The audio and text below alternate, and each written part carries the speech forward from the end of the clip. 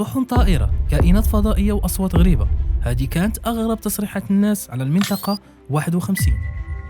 What's going on up there could be the most important event in history. You're talking about physical contact and proof from another system, another planet, another intelligence. That's got to be the biggest. They're approximately 5 feet, 4.5 to 5 feet. المنطقة 51 القاعدة العسكرية الأكثر غموضاً في العالم، ففي وسط صحراء نيفادا القاحلة كاينة بلاصة سرية. بلاصة سنين طويلة كانت كتعتبر مجرد إشاعة، لدرجة أنها ما كانش كتبان حتى في الخرائط بحال ما كايناش. ولكن من بعد ما كثر الكلام عليها والناس ولات كتقول بأنها كتسمع أصوات غريبة خارجة منها، فهنا الحكومة الأمريكية كما العادة ديالها حاولت أنها تبرر هذا الشيء بأن ديك المنطقة هي تابعة للجيش الأمريكي وكيداروا تما تجارب عسكرية وتداريب اللي خاصة.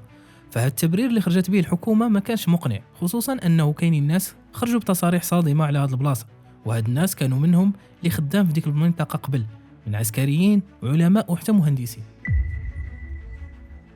فشنو السر اللي مخبي في هذه المنطقة؟ وعلاش الحكومة الأمريكية كتمنع أي شخص أنه يقرب منها؟ واش هذه البلاصة هي اللي كيتجمعوا فيها الرؤساء مع مخلوقات جايين من عوالم أخرى؟ وشنو قصة مشروع أبيغل في المنطقة 51؟ هادشي وكتر غنحاولوا نجاوبوا عليه في هذه الحلقة. فقبل ما نكملوا ما تنساوش تشتركوا في القناة وتديروا لايك وفعلوا الجرس باش ديما توصلوا الجديد. What's going on up there? Well, there's several, actually 9 flying saucers, flying discs that are out there of extraterrestrial origin. أول حاجة، فين كاينة المنطقة 51؟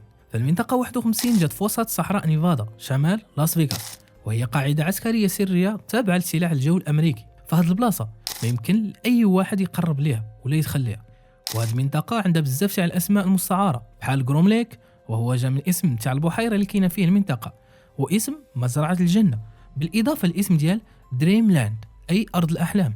ولكن كيبقى الاسم الأشهر هو المنطقة 51. فهاد البلاصة تأسست في عام 1955 وكانت بداية عام مخصصة لتجريب طائرة تجسس E-2، ومن ديك الوقيته ولات مكان لتجارب سرية على طائرات وأسلحة متطورة. هاد الأسلحة اللي مازالت لدابا ما معروفش التفاصيل ديالها، وبالرغم من أن المنطقة تم الافتتاح ديالها في عام 1955 إلا أن وكالة الاستخبارات الأمريكية CIA ما قررت بالوجود ديالها رسميا حتى العام 2013، يعني 58 عام من الكتمان عليها. هادشي غريب، واللي غريب كتر أن هاد المنطقة ما هضر عليها حتى شي رئيس أمريكي من قبل، من غير واحد واللي هو باراك أوباما قبل ما يولي رئيس. ولكن من بعد ما ولا رئيس أمريكي كانوا صحفيين كيطرحوا عليه أسئلة على هاد المنطقة، وبلاصة ما يجاوبهم كان كيبقى غير يبتسم ويضحك.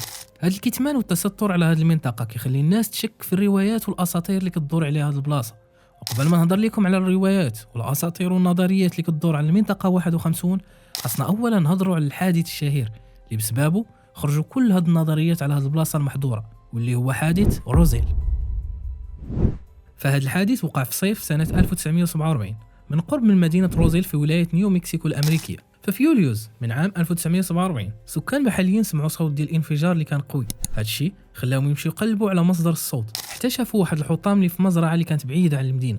فالمالك ديال ديك المزرعة واللي كان سميتو ميك برازيل لقى شظايا ديال المواد اللي كانت غريبة فما كانش عارفها، واللي وصفها من بعد بأنها عبارة على معدن اللي كان خفيف وما كيتهرس بسهولة.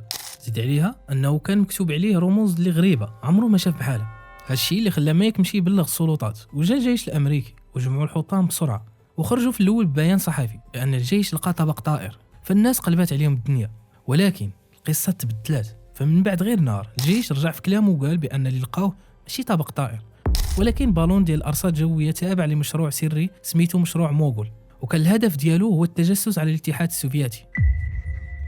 فعلاش الناس ما صدقوش الرواية الرسمية؟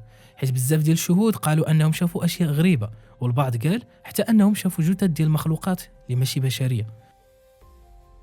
One or two autopsy photographs I saw dealt with just a small photograph, a bust shot, essentially just head, shoulders, and chest of an alien where the chest was cut open in T fashion and one single organ was removed. Allegedly, what happened in '79, there was some sort of information exchange going on where there were actual live aliens at the facility, and a fight ensued. من بعد الناس بغاو يعرفوا الحقيقة، ولكن الجيش بقى ساكت بزاف ديال السنوات، وهنا بدات نظريات المؤامره كتزيد تكبر. فكاين اللي كيقول ان الحكومه خبات طبق طائر حقيقي، وكاين اللي كيأكد انهم لقاو كائنات فضائيه ميته ونقلوها للمنطقه 51، وكاين اللي كيقول بان اللي وقع في روزيل كان هو اول تواصل بين البشر والكائنات الفضائيه وتم التكتم عليه. اما بالنسبه للتحقيقات، فوزاره الدفاع الامريكيه في التسعينات خرجت بتقرير وقالت بان داكشي اللي طاح ما هو الا بالون تابع لمشروع سري، والجثث اللي شافوها الناس ربما كانت دمى تجريبيه يستعملوها في اختبارات السقوط. انتم شنو بان لكم في التبرير اللي خرجت به الحكومه؟ فمن بعد هذا الحادث ديال روزيل ظهرت بزاف تاع النظريات والاساطير حول المنطقه 51، واخا ما كاين حتى شي تاكيد رسمي باللي المنطقه 51 هي اللي استقبلت الحطام، فبقاو الناس كيربطوها بالحادث. وهذه اللي غنذكر لكم دابا هي اشهر النظريات، والاخيره غادي تصدمكم. النظريه الاولى، المنطقه 51 هي مخبأ للكائنات الفضائيه. هذه النظريه اللي كيزيد يعطيها المصداقيه والتاكيد هو الصور والمقاطع تاع الفيديو اللي تم التسريب ديالها والتناقلات في وسائل الاعلام ومواقع التواصل الاجتماعي، واللي كتبين مركبات غريبه كتطير فوق المنطقه. وماشي هادشي صافي، بل ايضا ادعاء الناس الساكنين قرب المنطقه انهم شافوا اطباق طائره وكائنات غريبه واصوات مريبه خارجه من المنطقه 51. ومنين كتكثر الهضره على هذا الشيء والشكوك، كتخرج الحكومه الامريكيه تعاود تاكد على ان الطائرات اللي كيشوفوا الناس ما هي الا طائرات جديده كيختبرها الجيش الامريكي. النظريه الثانيه، نظريه الاسلحه السريه. هذه النظريه كتقول بان الولايات المتحده الامريكيه كتستخدم المنطقه 51 لتطوير واخفاء طائرات التجسس السري، واللي كتعتبر الاسرع في العالم، وهذا الشيء بمساعده كائنات فضائيه اللي كيتبادلوا معاهم اخر ما توصلوا ليه تكنولوجيا. وفي المقابل امريكا كتسمح لهم انهم يديروا تجارب على البشر. النظريه الثانيه، تصوير الهبوط المزيف على القمر اللي كان في عام 1969.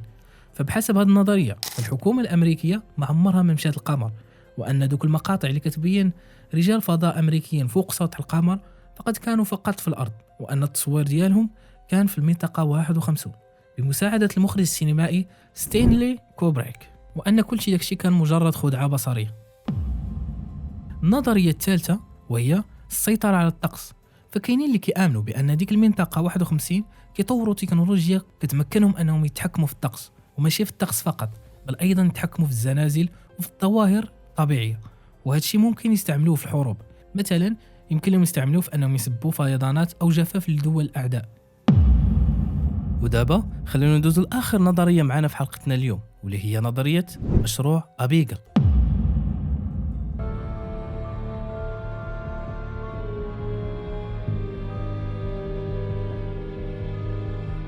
ففي بداية السبعينات كانت أمريكا عايشة سباق علمي وعسكري ماشي بحال أي وقت. العلماء كانوا كيقلبوا على شي طريقة يصنعوا بها سوبر سولدا أو جندي خارق، جندي ما كينعش ما كيحسش بالألم وما كيترددش في أنه يقاتل من أجل أمريكا.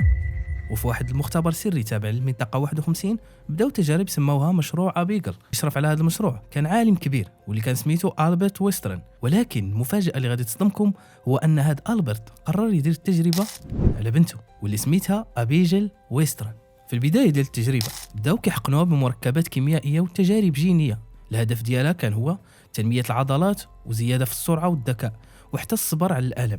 ولكن الجسم ديالها بدا كيتغير بطريقه اللي ماشي طبيعيه، وجهها بدا كيتشوه، عينيها ولاو كيبانوا بحال شي وحش، ولات غا كتغوت بلا سبب. هاد التجارب اللي داروا عليها خلاوها مابقاش كتعقل على والو، لا عائلتها ولا حتى سميتها، ولات كتشوف اي مخلوق قدامها كانه خطر وعدو خاص تخلص منه. العلماء حاولوا انهم يوقفوا التجربه ولكن كان فات الفوت.